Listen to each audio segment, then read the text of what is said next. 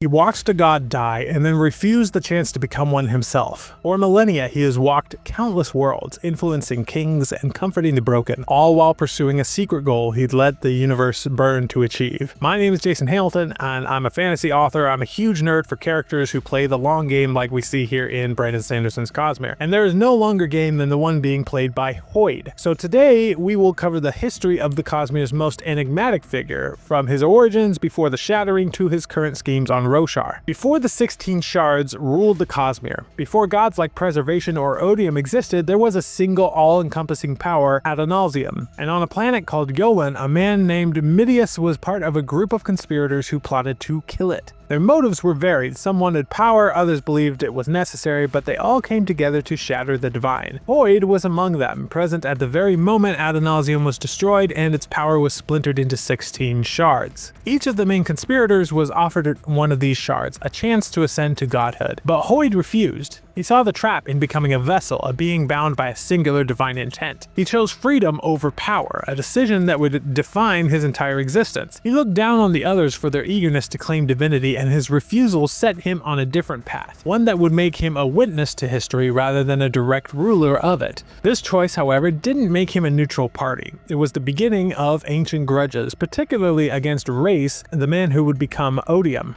But Hoid didn't walk away from the shattering empty-handed. He became the bearer of something else, an artifact of impossible power known as a Dawnshard. At some point in his early travels, Hoid held a Dawnshard, one of the very tools used to kill Adonalsium. This artifact fundamentally rewrote his spiritual DNA. It granted him a form of immortality far more resilient than most. He doesn't age and can heal from nearly any wound by consuming latent magic or investiture. He no longer needs to eat, drink, or sleep and can survive in the vacuum of space. This power, however, came with a terrible price. The Dawnshard altered him so that he is physically incapable of harming another living being. Even the thought of violence makes him nauseous. This isn't a moral choice, it's a fundamental restriction on his very being. He can emotionally manipulate, he can scheme, and he can allow others to come to harm through his inaction, but he cannot personally raise a hand against another. This curse forces him to operate from the shadows, to use his wits and words as his only weapons. It's what makes him a storyteller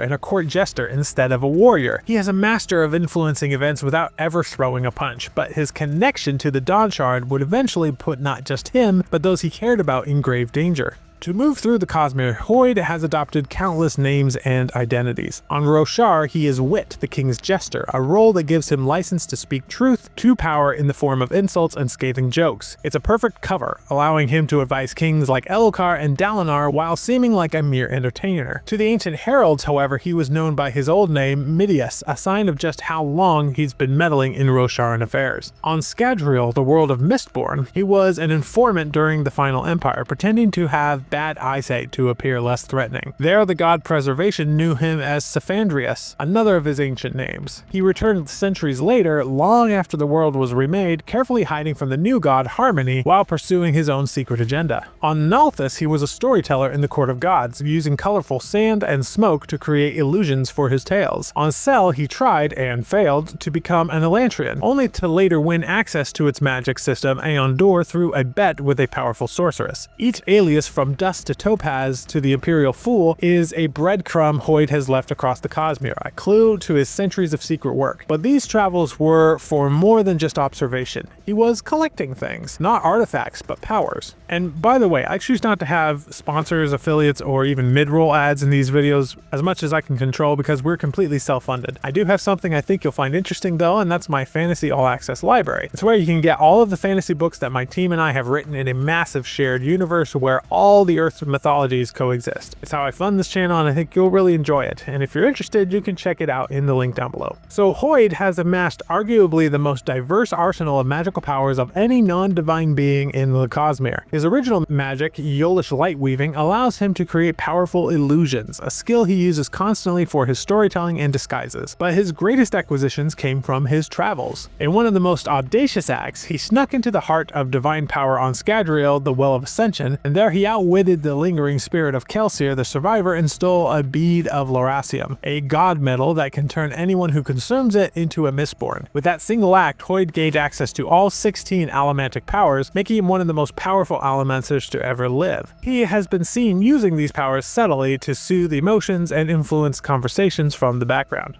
From Nalthis, he acquired biochromatic breath, the magic of awakening. He holds enough breath to grant him perfect pitch, perfect color recognition, and the ability to perceive the life force of those around him. He even figured out how to use his breath to store memories, a trick that would prove both useful and dangerous when he faced a new, smarter Odium. Most recently on Roshar, he finally gained access to Surge Binding. After King Elhokar's death, Hoid bonded with the cryptic spren Design that Elhokar had been on the path to bonding. This made him a Knight Radiant of the Order of Lightweavers, giving him the powers of illumination and transformation. This new form of light weaving fixed some of the glitches his older magic experienced on Roshar and gave him one more weapon in his ever-growing arsenal. This pattern of accumulating power isn't for its own sake, it's all in service of a long-term plan, one that often brings him into conflict with the most dangerous figures in the universe. For someone who has lived for thousands of years, Hoid has formed surprisingly deep connections. He acts as a mentor and guide to heroes across the Cosmere, appearing at their lowest moments to offer a story or a piece of advice. He has a particularly paternal bond with Kaladin Stormblessed, often finding him in moments of despair to tell him a story that gives him the strength to go on. He also guided Shallant Devar from childhood, subtly pushing her toward her destiny as a Lightweaver. His relationships aren't all about mentorship though. On Roshar, he developed a romantic relationship with Jasnah Kholin, one of the few people whose intellect and wit can match his own. It's a rare glimpse of a more personal, vulnerable side of the Eternal Wanderer. He also took on apprentices, the most notable being Sigzil, a man who would later become a member of Bridge 4. Hoid trained him as a world singer, but their relationship took a tragic turn when Hoid was forced to pass his Dawnshard to Sigzil to protect it. This act saved the Dawnshard but cursed Sigzil to a life on the run, a deed for which Hoid later offered a rare and genuine apology. But for all his allies, Hoid has made powerful enemies. His fiercest rivalry is with Cosmere the Survivor. Their mutual hatred began at their first meeting and has only deepened since. Cosmere is one of the only beings Hoid can physically harm, since as a cognitive shadow he isn't technically alive. Their animosity is a ticking time bomb in the Cosmere, and of course there are the shards. He despises Raze, the original Odium, working for centuries to see him defeated. He has a contentious relationship with Endowment, and he actively hides from Harmony. These relationships, both good and bad, are the threads that connect Hoid's story across the worlds. So what is Hoid's ultimate goal? That remains the Cosmere's greatest mystery. He operates on a level of foresight and planning that is almost impossible for mortals to comprehend. We get clues through his philosophy. He once told Dalinar Kholin that while he considers him a friend, their goals don't fully align. He admitted that if he had to watch the world burn to achieve what he needs, he would do so with tears in his eyes, but he would let it burn. This statement is the key to understanding him. Hoid is not a hero in the traditional sense. His primary goal is something so important that the fate of entire planets is a secondary concern. He believes utterly in the power of stories. To him, they are not just entertainment, they are living things that preserve truth, that teach lessons, and give hope. He sees himself as a guardian of stories, a keeper of memory for the entire Cosmere. His actions are consistently aimed at opposing tyranny and the abuse of divine power. His long war against Raze was born from the belief that Odium's raw, untempered hatred was a fundamental threat to existence. When Taravangian took up the Shard, Hoid was terrified. This new Odium was smarter, more cunning, and managed to trick Hoid almost immediately, demonstrating a level of threat even Hoid wasn't prepared for. Hoid's purpose seemed to be a delicate balancing act, nudging fate and cultivating heroes, all without ever seizing power for himself. He is a mentor god who refused a throne, a trickster with a hidden, universe-spanning purpose. Hoid's story is still unfolding, and with every book we learn a little more about his ancient past and his mysterious future. He is a testament to the power of a single determined individual to shape the fate of an entire universe. If you enjoy deep dives into sprawling fantasy worlds like this one, I think you'll love what we're building over on School. We have a community called the Fantasy All Access Library, and when you join, you get access to all my ebooks and audiobooks in our shared mythological universe, with at least one new book released